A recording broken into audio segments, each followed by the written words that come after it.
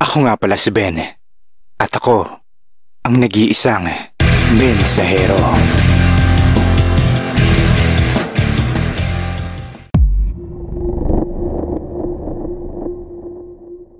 Anak, kumain ka na para makainom ka na ng gamot.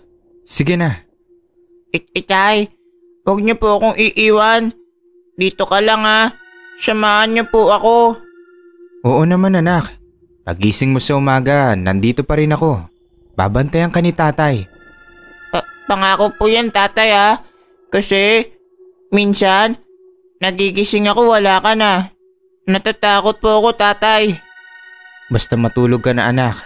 Babantayan kita. Akong bahala sa lahat.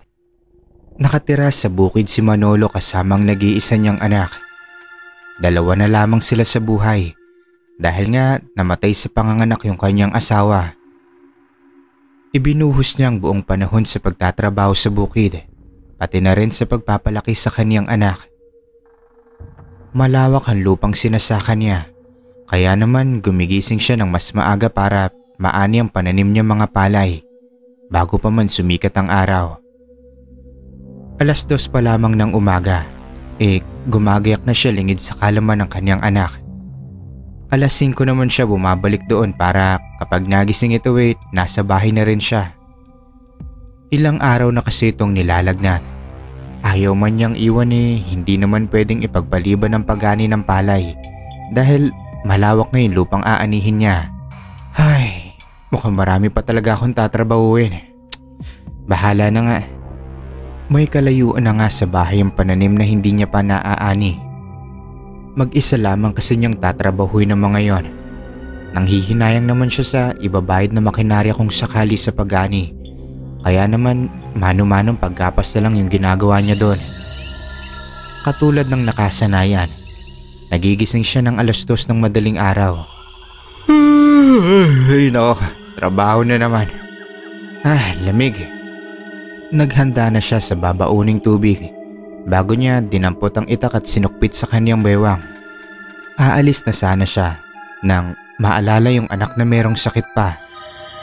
Bumalik siya sa maliit nilang kwarto at doon din naman niya yung noo ng batang yon. Sinat na lang yon, kaya naman nakahinga na rin siya ng maluwag-luwag.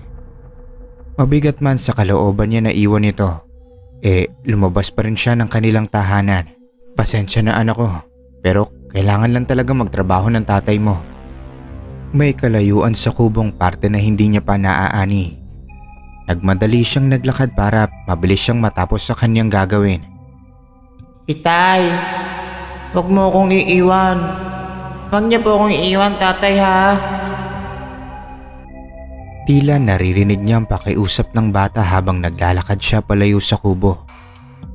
Pilit niyang winaksi sa isip ang boses ng anak at huli na lang siyang nagpatuloy sa paglalakad. Pangako mo yan tatay ha. Pangako mo yan. Muling sumagi sa isip niyang tinig ng kanyang anak. Para bang merong pumipigil sa loob-loob niya para hindi iwan yung kanyang minamahal na anak. May malakas na persang parang umuudyok sa kanya na umuwi na. Bakit ganon? Bakit parang may mali? Parang may hindi tama Hindi ko dapat iniwan yung anak ko doon. Kailangan ko siyang balikan. Masama rin ang kutob niya at talagang ngayon lang nangyari ito. Kinakabahan siya sa hindi niya mawaring dahilan. Parang may hindi magandang mangyayari. Kaisa-isang anak ko siya at alaala ng aking asawa. Hindi ko ipagpapalit sa kahit anong anak ko. Mabilis siyang nagpasya na umuwi na lang muna. Bukas na lang niya itutuloy ang pag-ani. May kalayuan na siya sa kubo kaya pinilisan na niya ang paglalakad niya. Malayo pa man, may naaninag na siya sa liwanag ng buwan. Isang bulto ng isang lalaki. Nakasampay ito sa bubong ng kanilang kubo. Matagal nang may pinaghihinalaang may kumakalat na aswang sa kanilang bayan. Kaya naman talagang kinutuban na siya ng masama doon. May mga aswang rin kasi na nambibiktima ng merong sakit. Mabango sa pangamoy nila yon. Parang isang halimuyak na hindi nila mapigilan. Mabilis na niyang hinugot ang itak na nakasabit sa bewang bago muling patakbong umuwi na sa kanila. Aswang! Lubayan mo yung anak ko! Ako yung harapin mo! Sigaw niya rito. Kaya naman nabulabog na yung aswang at lumingon na rin sa kanyang gawi. Tayo magtutuos! Halika rito! Sigaw niya habang tumatakbo palapit sa kanilang kubo. Sumingasing sa galit ang aswang na yon nang makita si Manolo. Kaunti na lang sana malalamnan ng kumakalam niyang sikmura. Agad na tumalon pababa ng bubong ang halimaw at hinarap ang nanggagalaiti sa galit na si Manolo. Nagpambuno ang dalawang yon. Iwinasiwas ni Manolo ang hawak-hawak niyang itak pero talagang mas maliksi ang aswang na yon. Mabilis lamang itong nakailag at ilang beses na tinamaan ng matatalas na kukuhang braso niya, pati na rin ang kanyang likuran. Hindi niya ito ininda at patuloy na lumaban para sa kaligtasan ng kanyang anak. Nakapangako kasi siya sa kanyang namayapang asawa na kailanman ay hindi niya pababayaan ang kanilang supling. Hindi mo pwedeng saktan ng anak ko. Kailangan mo munang dumaan sa bangkay ko. Ito ang dahilan. Kaya naman talagang gagawin niyang lahat para matiyak lamang ang kaligtasan nito. Matapang ka talaga, Manolo! Matapang! Singhal ng aswang na yon. Nagulat siya kasi kilala siya ng halimaw. Sinamantala ng aswang ang pagkagulat niya at mabilis itong umatake. Wala kang ligtas sa akin, Manolo! Parehas kayo ng anak mo! Ilalaman ko kayo sa sikmura ko! Natumba sa lupa si Manolo. Pero naiwas-iwas na pa yung hawak niyang itak bago siya maibabawan ng aswang. Pinilit niyang iwas-iwas ang itak na yon, kahit pa duguan na ang kanyang mga braso at katawan dahil sa walang awang pagkalmot ng halimaw na yon. Sino ka? Sino ka ba? Tanong niya rito. Ngumisi lamang ang aswang sa kanya, kaya't natitiyak niyang kakilala rin niya ito. Bakit kilala mo ko? Taga rito ka sa amin, ano? Kakilala kita, no? Magkakalayo man na magkakapitbahay sa bukid na yon, magkakakilala naman silang lahat. Humalakhak lamang ang halimaw at handa nang itarak sa puso niyang matatalas nitong kuko nang bigla na lang sumigaw ang bata mula sa loob ng kubo. Itay! Itay, nasaan ka po? Itay! Naiiyak na sigaw nito. Nagising ito na walang ama sa kanyang tabihan. Kaya naman nagsimula na rin itong matakot. Lumingon ang aswang sa kubo. Ang halimuyak ng may sakit na bata ang lalong nagpapakalam ng kanyang sikmura. Labis nang nadarama niyang gutom, kaya mabilis na naglakad patungo roon ang halimaw. Huwag ang anak ko!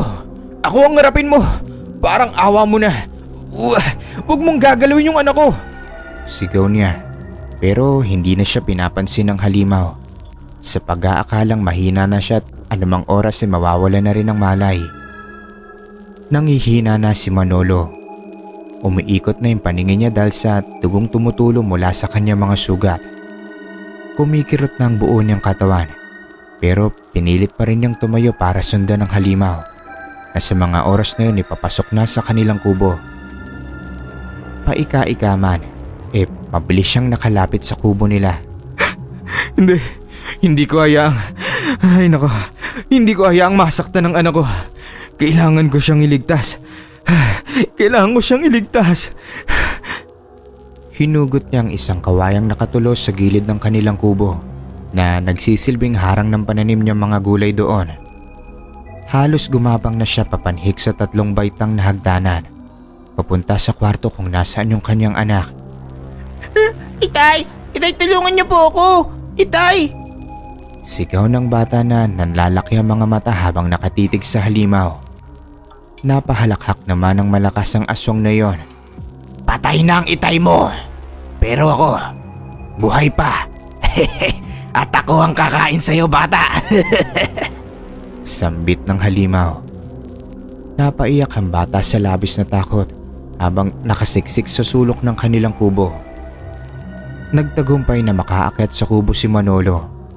Pinilit niyang tumayo at inipon ang natitira niyang mga lakas pa. Paglingon ng halimaw sa kanya, mabilis niyang tinarak yung kawayan sa tapat ng puso ng aswang. Lintik na yan! Buhay ka pa pala! Dapat tinuluyan na kita kaganina! Sinubukan siyang abutin ito, pero lalo lamang bumabaon ang kawayan sa kanya. Kaya naman napahiyaw na lamang siya sa labis sa sakit bago tuluyang lumangay-ngay pa. Nang mapahiga ang aswang na yon, ay mabilis nang tinagpas ni Manolo ang ulo ng halimaw. Hindi po pwedeng saktan yung anak ko. Hindi pwede. Hindi ko ahayaan yon. Nang masigurong hindi na to mabubuhay, napahiga na rin siya sa labis na panghihina. Agad na tumakbo papalapit sa kanyang anak at mahigpit na yumakap ito sa kanya. Itay, wag niyo na po ako iiwan. Wag na po tatay ha. Last na po yun. Naluluhang sambit nito. Marahan niyang hinaplos ang ulo ng anak. Oo anak, hindi na kita iiwan. Pangako yun anak ko. Lagi na lamang ako sa tabi mo. Sambit niya rito. Nangihina man siya sa labis na pagod at sa dami ng sugat na natamo sa halimaw.